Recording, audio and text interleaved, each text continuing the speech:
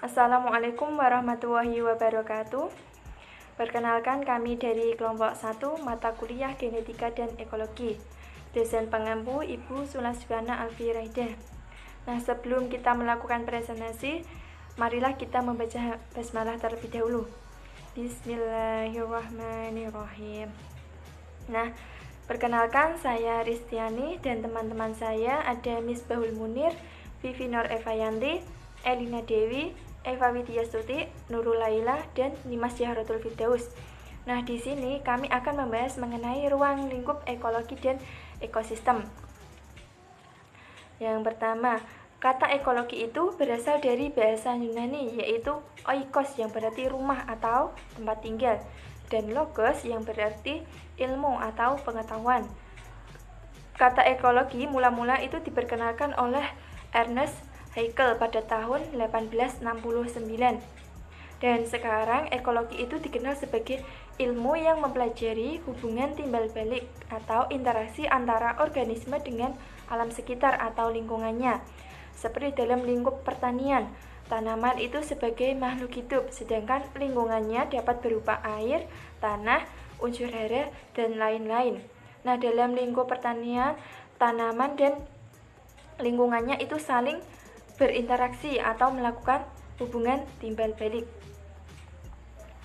Nah, selanjutnya ada konsep-konsep ekologi. Konsep dari ekologi sendiri itu merupakan hubungan, keterkaitan, dan ketergantungan antara seluruh komponen ekosistem yang harus dipertahankan dalam kondisi yang stabil dan seimbang. Nah, apabila terjadi perubahan terhadap salah satu komponen akan mempengaruhi komponen yang lainnya. Nah, aspek dan prinsip dalam ekologi. Nah, untuk mempelajari interaksi makhluk hidup dengan lingkungannya, terdapat beberapa aspek dan prinsip penting dalam mempelajari ekologi. Yang pertama ada aspek utama ekologi. Aspek utama ekologi. Yang pertama itu ada studi mengenai hubungan organisme atau kelompok organisme dengan lingkungannya. Studi mengenai struktur kehidupan dan fungsi alam. Lanjut langsung prinsip utama ekologi. Yang pertama itu adanya interaksi atau interaction. Merupakan hubungan tiap-tiap individu akan selalu berhubungan dengan individu lain yang sejenis atau lain jenis, baik individu dalam satu populasi atau individu dari populasi lainnya. Yang kedua adanya saling ketergantungan atau interdependence. Merupakan hubungan yang saling membutuhkan satu sama lain antara manusia, hewan, tumbuhan, dan makhluk hidup lainnya. Dan yang ketiga adanya keanekaragaman, yang merupakan sebuah hubungan yang beraneka ragam, tidak hanya manusia dengan manusia saja, tapi ada juga tumbuhan, hewan, dan alam yang saling berkaitan. Yang keempat adanya keharmonisan, merupakan hubungan baik antara manusia dan alam termasuk dengan lingkungan sekitarnya. Yang kelima, adanya kemampuan berkelanjutan, yaitu merupakan sebuah sistem biologis yang tetap mampu menghidupi keanekaragaman hayati dan produktivitas tanpa batas. Nah, selanjutnya akan dijelaskan oleh teman saya Nurul Laila. Selanjutnya yaitu ruang lingkup ekologi. Ilmu ekologi merupakan bagian dari ilmu hayati atau ilmu biologi, sehingga semua makhluk hidup atau organisme memiliki tingkatan organisasi dari yang paling rendah ke yang paling kompleks. Nah, ruang lingkup ekologi ini dapat dilihat dalam spektrum biologi seperti pada bagian di samping. Ruang lingkup ekologi dimulai dari mikromolekul, kemudian protoplasma, yaitu zat hidup dalam sel yang terdiri atas senyawa organis kompleks seperti lemak, protein, dan vitamin. Yang kedua yaitu sel. Sel yaitu unit struktural dan fungsional terkecil dari makhluk hidup. Yang ketiga, jaringan. Jaringan yaitu kumpulan sel yang memiliki bentuk dan fungsi yang sama, misalnya jaringan otot. Yang keempat, organ. Organ yaitu kumpulan dari beberapa jaringan yang memiliki fungsi tertentu, misalnya kaki atau telinga pada hewan dan daun atau akar pada tumbuhan. Yang kelima, sistem organ, yaitu organ-organ yang bekerja sama melakukan fungsi tertentu dalam tubuh organisme, misalnya kerjasama antara mata dan telinga, mata dan tangan, atau antara hidung dan tangan dalam satu tubuh makhluk hidup. Yang keenam yaitu organisme. Organisme adalah suatu benda hidup jasad hidup atau makhluk hidup. Yang ketujuh adalah populasi. Populasi yaitu sekelompok organisme sejenis yang melakukan suatu aktivitas kehidupan di suatu daerah tertentu. Misalnya populasi manusia di Jakarta, populasi banteng di Baluran, populasi badak di ujung kulon, dan lain-lain. Yang kedelapan yaitu komunitas. Komunitas yaitu sekelompok populasi yang menempati suatu daerah tertentu. Di daerah tersebut, setiap populasi berinteraksi satu dengan yang lainnya. Misalnya, populasi gajah berinteraksi dengan populasi harimau di Pulau Sumatera, atau populasi ikan mas berinteraksi dengan ikan mujair. Yang kesembilan yaitu ekosistem. Ekosistem adalah hubungan timbal balik antara makhluk hidup dengan lingkungannya, baik yang hidup maupun tak hidup. Misalnya, tanah, air, udara yang secara bersama-sama membentuk suatu ekologi. Yang ke-10 yaitu biosfer. Biosfer merupakan lapisan bumi di mana tempat ekosistem beroperasi. Lapisan biosfer ini tipis, kira-kira 9.000 meter di atas permukaan bumi, beberapa meter di bawah permukaan tanah, dan beberapa ribu meter di bawah permukaan laut. Selanjutnya yaitu pembagian ekologi. Ekologi menurut bidang kajiannya dibagi menjadi beberapa jenis. Yang pertama yaitu berdasarkan keilmuan. Berdasarkan keilmuan dibagi menjadi dua, yaitu autekologi dan sinetekologi. Yang pertama, autekologi.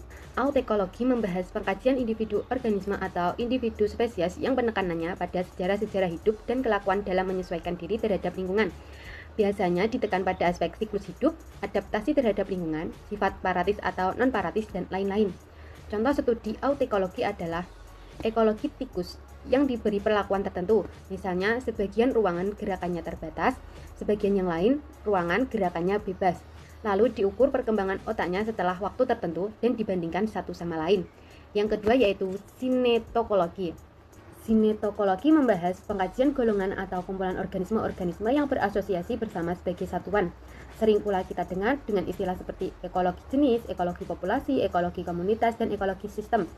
Nah, contoh studi sinetokologi ini adalah ekologi hutan hujan tropis yang mengkaji berbagai jenis tumbuhan yang ada, populasi masing-masing jenis, kerapatan persatuan luas, fungsi berbagai tumbuhan yang ada, kondisi hutan atau tingkat kerusakan, hubungannya dengan tanah, air, atau komponen fisik lainnya.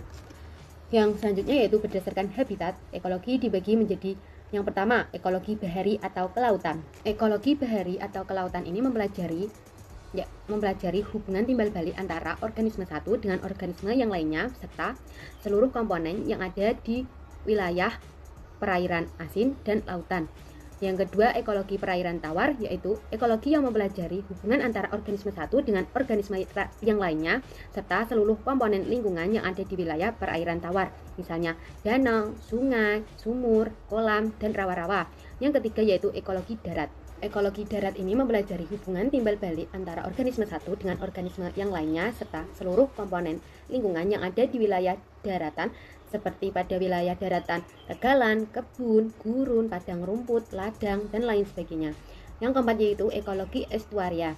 Ekologi estuaria mempelajari hubungan timbal balik antara organisme satu dengan organisme yang lainnya, serta seluruh komponen lingkungan yang ada di wilayah perairan payau. Contohnya yaitu perairan payau adalah muara, sungai, teluk, dan lain sebagainya. Yang kelima yaitu ekologi padang rumput.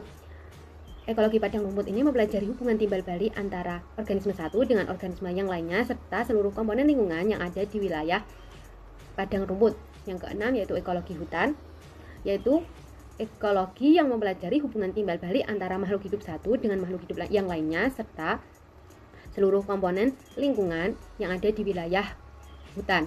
Yang selanjutnya yaitu pembagian ekologi berdasarkan taksonomi, dibagi menjadi ekologi tumbuhan, ekologi hewan seperti ekologi serangga dan burung, dan yang ketiga ekologi mikroba seperti jasad ternik dan sebagainya. Yang selanjutnya yaitu aplikasi ekologi dalam lanskap. Lanskap disebut juga dengan bentang alam atau tapak muka bumi yang merupakan sebuah ekosistem yang memberikan pandangan. Yang pertama yaitu lanskap atau bentang alam. Lanskap merupakan wajah dan karakter lahan atau tapak bagian dari muka bumi dan segala kehidupan dan apa saja yang ada di dalamnya, baik yang bersifat alami maupun non-alami ataupun kedua-keduanya, merupakan bagian atau total lingkungan hidup manusia beserta makhluk lainnya. Sejauh mata memandang, sejauh segenap indera kita dapat menangkap, dan sejauh imajinasi kita dapat membayangkannya.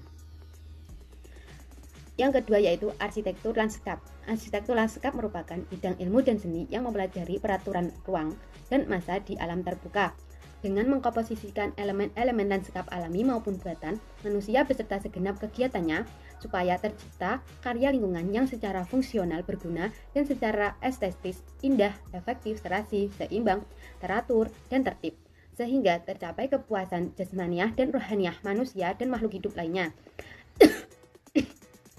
Yang ketiga yaitu arsitek lanskap. Arsitek lanskap adalah insan profesional yang mendapat pendidikan akademik atau universitas dalam bidang ilmu dan seni arsitektur lanskap. Nah, kemampuan yang harus dimiliki arsitek lanskap meliputi dasar pengetahuan dan praktek yang kuat guna pemahaman tanaman serta cara penggunaannya yang tepat. Yang kedua, dasar pengetahuan dalam bidang geologi, klimatologi, ekologi, sosio-budaya, dan ekonomi. Yang ketiga, kesadaran biologis dan ekologis. Yang keempat, memberikan nasihat dan petunjuk pelaksanaan pembangunan prasarana dan sarana pada umumnya. Yang kelima, memiliki daya nalar yang tinggi, berwatak, dan berjiwa sosial. Selanjutnya akan disampaikan oleh teman saya. Selanjutnya, kaitan ekologi dengan ilmu lainnya. Ekologi mempunyai perkembangan yang berangsur-angsur, dan perkembangan itu semakin terlihat bahwa ekologi mempunyai hubungan dengan hampir semua ilmu-ilmu lainnya. Untuk memahami ruang lingkup dan hubungan ekologi, persoalannya harus dipandang dengan ilmu-ilmu lain.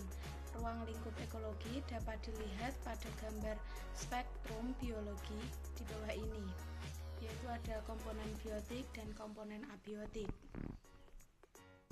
Ekologi memperhatikan secara luas sebelah kanan dari spektrum tersebut, yaitu tingkat-tingkat sistem setelah atau di atas tingkat-tingkat organisme. Di dalam ekologi, istilah populasi dinyatakan sebagai golongan-golongan individu dari setiap spesies organisme, sedangkan komunitas adalah semua populasi-populasi yang menduduki daerah tertentu. Komunitas dan lingkungan yang tidak hidup berfungsi bersama sebagai sistem ekologi atau ekosistem. Penting untuk diketahui bahwa tidak ada garis pemisah yang jelas ditunjukkan pada spektrum yang dimaksud. Penyebaran adaptasi dan aspek-aspek fungsi organisme dari komunitas banyak dipelajari dalam ekologi dan erat hubungannya dengan ilmu-ilmu biologi lainnya seperti taksonomi, morfologi, fisiologi, genetika. Sedangkan klimatologi, ilmu tanah, geologi, dan fisika memberikan informasi mengenai keadaan lingkungan. Jadi, pengetahuan fisika dan biologi sangat diperlukan bagi seorang ahli ekologi untuk dapat mengungkapkan hubungan antara lingkungan dan dunia kehidupan. Baik, terima kasih. Kemudian yang selanjutnya yaitu kaitan ekologi dengan ekosistem. Ekologi dan ekosistem memiliki kaitan yang sangat erat, di mana ekologi sendiri merupakan suatu ilmu yang mempelajari tentang segala sesuatu yang ada pada ekosistem itu sendiri. Pada suatu tempat populasi, suatu tumbuhan mempengaruhi populasi tumbuhan lain. Populasi jenis tumbuhan pohon akan mempengaruhi populasi tumbuhan yang hidup pada pohon-pohon itu serta yang tumbuh di bawah naungannya. Keseluruhan populasi di tempat tertentu membentuk komunitas. Dalam kelangsungan hidup komunitas selalu terjadi interaksi bukan hanya antar populasi dalam komunitas itu, tetapi dengan faktor-faktor geologi, kimia, serta fisika lingkungan.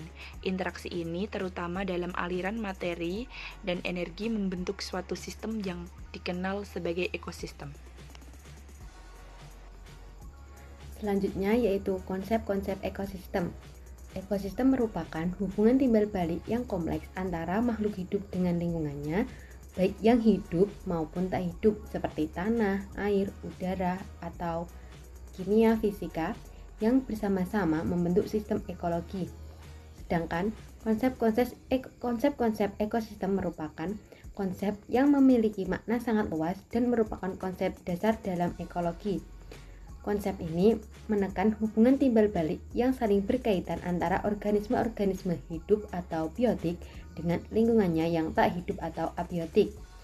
Setiap ekosistem di dunia ini mempunyai struktur umum yang sama, yaitu adanya komponen dan adanya proses interaksi antara komponen-komponen tersebut. Jadi, baik ekosistem alami, yaitu daratan dan perairan, maupun ekosistem buatan, seperti pertanian dan perkebunan, Keduanya mempunyai kesamaan akan dua hal tersebut.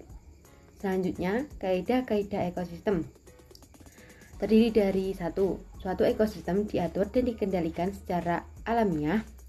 Yang kedua, suatu ekosistem mempunyai daya kemampuan optimal dalam keadaan berimbang. Yang ketiga, terdapat interaksi antara seluruh unsur-unsur lingkungan yang saling mempengaruhi dan bersifat timbal balik. Yang keempat, interaksi terjadi antara komponen-komponen biotik dengan abiotik, sesama komponen biotik, dan sesama komponen abiotik. Yang kelima, interaksi ini terkendali menurut dinamika yang stabil. Untuk mencapai suatu yang optimum, mengikuti setiap perubahan yang ditimbulkan terhadapnya dalam ukuran batas-batas kesanggupan. Yang keenam, setiap ekosistem memiliki sifat khas di samping yang umum dan bersama ekosistem lainnya berperan terhadap ekosistem keseluruhannya atau biosfer. Yang ketujuh, setiap ekosistem tergantung dan dipengaruhi oleh faktor, yaitu tempat, waktu, dan membentuk basis-basis perbedaan di antara ekosistem sebagai pencerminan sifat yang khas. Yang kedelapan, antar ekosistem satu dengan yang lainnya memiliki interaksi. Selanjutnya akan disampaikan oleh teman saya. Baik, kemudian ciri-ciri ekosistem. Nah, apa sih ciri-ciri ekosistem itu? Nah, ciri-ciri ekosistem adalah sebagai berikut. Yang pertama, ekosistem itu memiliki sumber energi yang konstan. Seperti halnya umumnya cahaya matahari atau panas bumi pada ekosistem yang ditemukan di dasar laut yang dangkal. Kemudian ciri ekosistem yang kedua yaitu populasi makhluk hidup mampu menyimpan energi dalam bentuk materi organik. Kemudian ciri ekosistem yang ketiga yaitu terdapat daur materi yang berkesinambungan antara populasi dan lingkungannya. Terdapat aliran energi dari satu tingkat ke tingkat yang lainnya. Maksudnya di sini terjadi proses makan dan dimakan, sehingga dalam proses tersebut terjadi aliran energi yang saling berpindah dari satu tingkat ke tingkat yang lainnya. Komponen ekosistem. Komponen ekosistem ini terdiri dari yang pertama ada komponen biotik. Komponen biotik ini merupakan komunitas organisme hidup seperti manusia, hewan, tumbuhan. Komponen biotik terdiri dari yang pertama ada komponen autotrofik. Komponen autotrofik merupakan organisme yang mampu menyediakan dan mensintesis makanannya sendiri yang berupa bahan organik maupun anorganik dengan bantuan dari energi matahari dan kimia. Yang termasuk dalam komponen autotrofik yang dapat menghasilkan makanan sendiri yaitu tumbuhan hijau. Yang kedua ada komponen heterotropik. Komponen heterotropik ini merupakan organisme yang memanfaatkan bahan organik dari organisme lainnya. Yang termasuk dalam komponen heterotropik yaitu manusia, hewan, dan mikroba. Komponen heterotropik dibagi dua. Yang pertama ada biofag, merupakan organisme-organisme yang memakan organisme hidup lainnya. Yang kedua ada saprofag, merupakan organisme-organisme yang memakan bahan organik yang telah mati. Kemudian ada komponen abiotik. Komponen abiotik ini merupakan lingkungan fisika atau kimiawi, seperti air, tanah, ataupun matahari. Komponen abiotik ini biasanya sebagai pengendali organisme dalam ekosistem dalam menjalankan perannya. Yang termasuk dalam komponen abiotik yaitu ada senyawa-senyawa inorganik. Contohnya ada karbon, hidrogen, karbon dioksida, H2O atau air yang terlibat dalam siklus bahan atau mineral. Yang kedua ada senyawa-senyawa organik seperti protein, karbohidrat, lemak yang menghubungkan biotik dan abiotik. Yang ketiga ada iklim, temperatur, faktor-faktor fisik lainnya, dan air. Faktor-faktor ekosistem merupakan komponen habitat. Pertama ada faktor biotik. Yang pertama ada produsen. Produsen ini mampu menyediakan makanan untuk dirinya sendiri maupun organisme lain, sehingga termasuk dalam komponen autotrof. Produsen ini yang termasuk produsen yaitu ada tumbuhan hijau. Yang kedua konsumen. Konsumen ini tidak dapat menghasilkan makanan sendiri sehingga termasuk heterotrof. Konsumen ini mengkonsumsi bahan makanan dari produsen atau konsumen lain yang menjadi mangsanya. Konsumen terdiri dari yang pertama ada herbivora atau pemakan tumbuhan seperti sapi, kambing maupun kelinci. Ada karnivora sebagai pemakan daging, contohnya ada singa dan harimau. Kemudian omnivora atau pemakan hewan dan tumbuhan, contohnya ada ayam maupun orangutan. Yang ketiga ada dekomposer. Dekomposer ini sangat penting dalam ekosistem. Tugas dari dekomposer yaitu menguraikan bangkai dari hewan menjadi bahan penyusunnya. Kemudian ada komponen abiotik. Yang pertama ada tanah. Tanah bisa dilihat dari sifat fisikanya ataupun kimia. Kemudian ada faktor iklim. Yang ketiga ada faktor air yang bisa dilihat dari kecerahan maupun pH-nya. Dan ada faktor manusia. Faktor manusia ini bisa dilihat dari faktor ekonomi, politik, sosial maupun HAMKAM. Materi dan energi. Dua aspek penting dalam ekosistem yaitu daur materi atau mineral dan aliran energi. Tubuh makhluk hidup seperti hewan, manusia, dan tumbuhan serta benda-benda lain tersusun oleh materi atau mineral yang terdiri dari unsur kimia, karbon, hidrogen, oksigen, nitrogen, dan fosfor. Selain terdapat materi, juga terdapat energi dalam tubuh makhluk hidup. Dalam pemeliharaan dan pengembangan ekosistem dan unsur-unsurnya sangat membutuhkan energi. Energi di alam mengikuti hukum termodinamika, yaitu energi tidak dapat diciptakan atau dihancurkan, hanya dapat diubah. Kemudian setiap perubahan bentuk energi pasti terjadi degradasi energi dari bentuk energi terpusat menjadi terpencar. Selanjutnya adalah macam-macam ekosistem. Ekosistem sendiri merupakan suatu sistem yang melibatkan komponen-komponen biotik dan abiotik. Macam-macam ekosistem ini secara umum dibagi menjadi dua, ekosistem alami dan ekosistem buatan. Yang pertama adalah ekosistem alami. Ekosistem alami atau ekosistem alam ini adalah ekosistem yang murni terbentuk dari alam. Bagi menjadi dua, yaitu ekosistem air dan ekosistem darat. Ekosistem air ini dibagi lagi menjadi dua, yaitu ekosistem air laut dan ekosistem air tawar. Ekosistem air laut atau ekosistem bahari merupakan ekosistem yang paling luas di permukaan bumi. Ekosistem ini menempati lebih dari 2/3 bagian luas permukaan bumi kita. Ekosistem air laut ini dibagi menjadi dua, yaitu perairan laut dalam dan perairan laut dangkal. Yang pertama, sesuai namanya, perairan laut dalam berarti dia sangat dalam, jauh dari permukaan laut.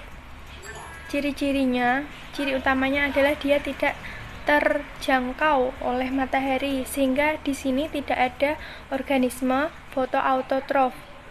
Di ekosistem perairan laut dalam ini hanya ditemukan organisme-organisme pengurai, detritivor, organisme pemakan sampah, saprovor, dan organisme pemakan daging, karnivor. Selanjutnya yang kedua adalah ekosistem perairan laut dangkal. Sesuai namanya dangkal berarti dia berada di permukaan air laut. Ini biasanya di pantai-pantai. Selanjutnya adalah ekosistem air tawar. Ekosistem air tawar merupakan salah satu ekosistem perairan atau bioma akuatik yang memiliki ciri kadar garam yang rendah.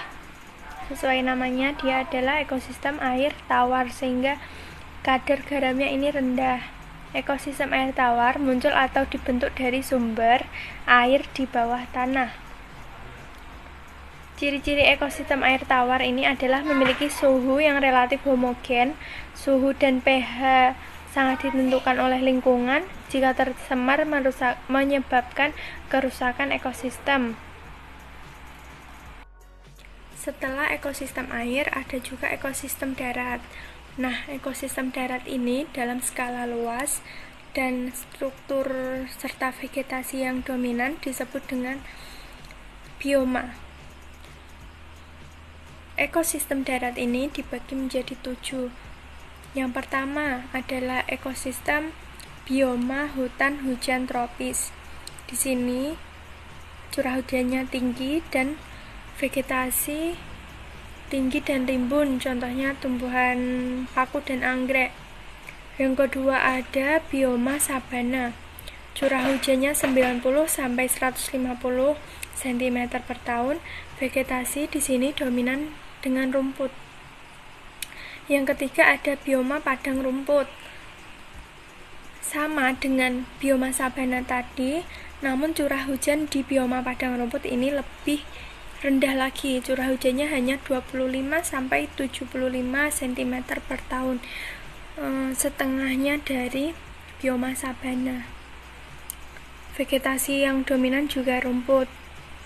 Selanjutnya yang keempat adalah bioma gurun. Curah hujannya sangat rendah sekali, yaitu kurang dari 25 cm per tahun. Vegetasi belukar, kaktus, dan tumbuhan sukulen. Yang kelima ada bioma hutan gugur. Curah hujan sedang, yaitu 75 sampai 150 cm per tahun. Dan pada musim gugur, pohon akan menggugurkan daunnya dan menjadi dorman pada musim dingin. Yang keenam adalah bioma taiga. Bioma taiga ini iklim musim dinginnya panjang dan ditutupi oleh salju. Vegetasi yang dominan di sini adalah pinus atau konifer. Yang ketujuh, yang terakhir adalah bioma tundra. Nah, ini hampir sama dengan bioma taiga tadi, yaitu iklim musimnya panjang dan ditutupi salju. Namun di sini vegetasinya adalah lumut. Jadi kalau di bioma taiga tadi terdapat tumbuhan-tumbuhan konifer, kalau di bioma tundra ini terdapat lumut. Setelah membahas ekosistem alami, sekarang ada ekosistem buatan. Ekosistem buatan sendiri terjadi karena dibuat oleh manusia, keinginan manusia dengan tujuan tertentu, misalnya seperti ekosistem sawah, ekosistem perkebunan, ekosistem irigasi, ekosistem sawah tada hujan, dan lain sebagainya.